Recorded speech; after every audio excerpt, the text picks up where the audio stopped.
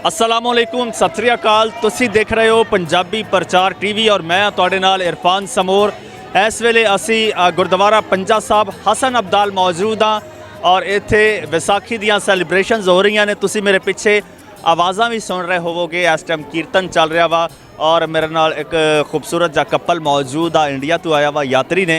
इन्हां नाल गलबात करने। सत श्री अकाल। सत श्री अकाल जी। भाजी की नाम आ? रवनीत सिंह। अच्छा ते मिसिज ने? हाँ जी। ਤੁਹਾਡਾ ਕੀ ਨਾਮ ਹੈ? ਹਰਨੀਤ ਕੌਰ।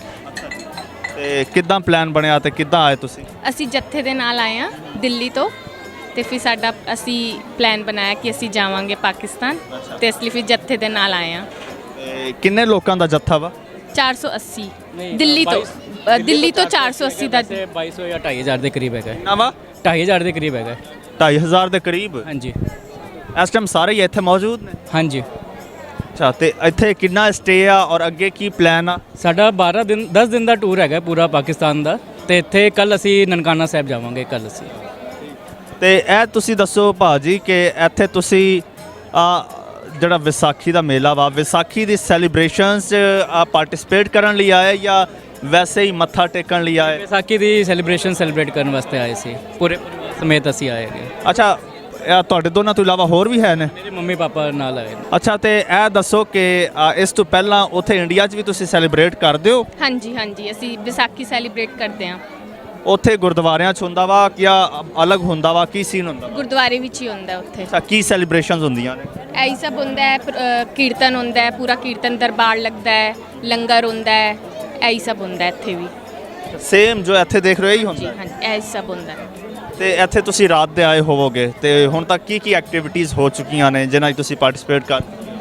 ਅਸੀਂ ਬਸ ਲੰਗਰ ਹੀ ਖਾਇਆ ਹੈਗਾ ਤੇ ਅੰਦਰ ਗੁਰਦਾਰੇ ਕੀਰਤਨ ਸੁਣਿਆ, ਕੀਰਤਨ ਦਰਬਾਰ, ਬਸ ਇਹੀ ਅਸੀਂ ਇੰਜੋਏ ਕੀਤਾ। ਅੱਛਾ ਇੱਥੇ ਲੰਗਰ ਪਾਕਿਸਤਾਨੀ ਆ, ਬਣਾਉਣ ਵਾਲੇ ਵੀ ਪਾਕਿਸਤਾਨੀ ਆ ਤੇ ਕੋਈ ਟੇਸਟ 'ਚ ਡਿਫਰੈਂਸ ਆ ਗਿਆ? ਬਹੁਤ ਵਧੀਆ ਟੇਸਟ ਹੈਗਾ, ਬਹੁਤ ਅੱਛਾ ਟੇਸਟ ਹੈਗਾ। ਹਾਂਜੀ ਤੁਸੀਂ ਮੇਰੇ ਖਿਆਲ 'ਚ ਬਿਹਤਰ ਦੱਸ ਸਕਦੇ ਹੋ। ਲੰਗਰ ਹਾਂ ਟੇਸਟ ਬਹੁਤ ਅੱਛਾ ਹੈਗਾ। ਜੋ ਸਾਡਾ ਹੁੰਦਾ ਹੈ ਉਵੇਂ ਜਿਹਾ ਹੀ ਟੇਸਟ ਹੈ। ਕਾਫੀ ਅੱਛਾ ਟੇਸਟ ਹੈ ਇੱਥੇ। ਹਾਂਜੀ ਤੇ ਇਹ ਦੱਸੋ ਕਿ ਤੁਸੀਂ ਹੋਰ ਅੱਗੇ ਕੀ ਐਕਟੀਵਿਟੀਜ਼ ਹੈ ਨੇ ਜਿਨ੍ਹਾਂ 'ਚ ਤੁਸੀਂ ਪਾਰਟਿਸਿਪੇਟ ਅਜੇ ਕਰਨਾ ਵਾ? ਅਸੀਂ ਕੱਲ ਨਨਕਾਣਾ ਅੱਛਾ ਕੁਝ ਆਈਡੀਆ ਹੈ ਵੇ ਭਲਾ? ਇਹ ਤੇ ਦੱਸੋ ਕਿ ਆਈਡੀਆ ਹੈ ਵੇ ਕਿ ਇੱਥੇ ਕੀ ਹੋਣਾ ਵਾ ਜਾਂ 10 ਦਿਨ ਦਾ ਜਿਹੜਾ ਤੁਹਾਡਾ ਟੂਰ ਆ ਕੋਈ ਗਾਈਡ ਵਗੈਰਾ ਹੈ ਜਾਂ ਬਸ ਜਿੱਥੇ ਲੈ ਗਏ ਉੱਥੇ ਤੁਸੀਂ ਟੁਰ ਗਏ? ਸਾਨੂੰ ਤਾਂ ਬਸ ਇਹੀ ਪਤਾ ਹੈ ਕਿ ਨਨਕਾਣਾ ਸਾਹਿਬ ਜਾਣਾ ਹੈ ਤੇ ਕਰਤਾਰਪੁਰ ਸਾਹਿਬ ਤੇ ਰੋਰੀ ਸਾਹਿਬ ਤੇ ਇਸ ਜਗ੍ਹਾ ਜਾਣਾ ਹੈ। ਹਾਂਜੀ ਤੇ ਲੀਡ ਕੌਣ ਕਰ ਰਿਹਾ ਤੁਹਾਨੂੰ? ਕੋਈ ਸਕੈਜੂਅਲ ਕੋਈ ਚੀਜ਼ਾਂ ਨਹੀਂ ਮਿਲ ਰਹੀਆਂ? ਚਲੋ ਹੈਗਾ ਹੈ ਪੂਰਾ ਐਟਨਰੀ ਹੈਗੀ ਹੈ ਕਿ ਕਿੱਥੇ ਕਿਵੇਂ ਕਰਨਾ ਹੈ। ਹਾਂਜੀ ਕਿੱਥੇ ਜਾਣਾ ਕੀ ਹਾਂਜੀ ਹਾਂਜੀ। ਤੇ ਇੱਥੇ ਕਿੰਨਾ ਸਟੇ ਆ? ਇੱਥੋਂ ਬਸ ਕੱਲ ਅਸੀਂ ਰਾਤੀ ਕੱਲ ਦੁਪਹਿਰੀ ਜਾਂ ਸ਼ਾਮ ਵੇਲੇ ਅਸੀਂ ਨਨਕਾਣਾ ਸਾਹਿਬ ਵਾਸਤੇ ਟੁਰ ਜਾਵਾਂਗੇ। ਫਿਰ ਕਿੱਥੇ ਜਾਓਗੇ? ਨਨਕਾਣਾ ਸਾਹਿਬ ਸ਼ਾਇਦ 2 ਜਾਂ 3 ਦਿਨ ਦਾ ਟੂਰ ਹੈਗਾ। ਫਿਰ ਉਹਦੇ ਬਾਅਦ ਕਰਤਾਰਪੁਰ ਸਾਹਿਬ ਜਾਵਾਂਗੇ ਤੇ ਫਿਰ ਵਾਪਸ ਲਾਹੌਰ ਆਵਾਂਗੇ। ਫੈਮਿਲੀ 'ਚ ਹੋਰ ਕੌਣ ਨਾਲ ਆਇਆ ਵਾ? ਮੰਮੀ ਪਾਪਾ ਤੁਹਾਡੇ ਜਾਂ ਇਹਨਾਂ ਦੇ? ਇਹਨਾਂ ਦੇ। ਅੱਛਾ ਯਾਨੀ 4 ਮੈਂਬਰ ਆ? ਹਾਂਜੀ 4 ਮੈਂਬਰਸ। ਤੇ ਕਿੰਜ ਪਲਾਨ ਬਣਿਆ? ਔਰ ਮੈਂ ਅਕਸਰ ਇੱਥੇ ਦੇਖ ਰਿਹਾ ਵਾਂ ਔਰ ਪਾਕਿਸਤਾਨ 'ਚ ਜਦੋਂ ਵੀ ਕੋਈ ਇਵੈਂਟ ਹੁੰਦਾ ਵਾ, ਗੁਰਪੁਰਬ ਦਾ ਹੁੰਦਾ ਵਾ ਜਾਂ ਕਰਤਾਰਪੁਰ ਲੋਕੀ ਆਉਂਦੇ ਨੇ ਤੇ ਏਜਡ ਲੋਕ ਜ਼ਿਆਦਾ ਆਉਂਦੇ ਨੇ, ਯੰਗਸਟਰਸ ਬਹੁਤ ਘੱਟ ਹੁੰਦੇ ਨੇ। ਤੇ ਜਦੋਂ ਕੋਈ ਯੰਗਸਟਰਸ ਮੈਂ ਦੇਖਦਾ ਵਾਂ ਤਾਂ ਖੁਸ਼ੀ ਵੀ ਹੁੰਦੀ ਆ ਕਿ ਯਾਰ ਚਲੋ ਯੰਗਸਟਰਸ ਵੀ ਆ ਰਹੇ ਨੇ। ਇਹਦੀ ਕੀ ਵਜ੍ਹਾ, ਘੱਟ ਕਿਉਂ ਆਉਂਦੇ ਨੇ?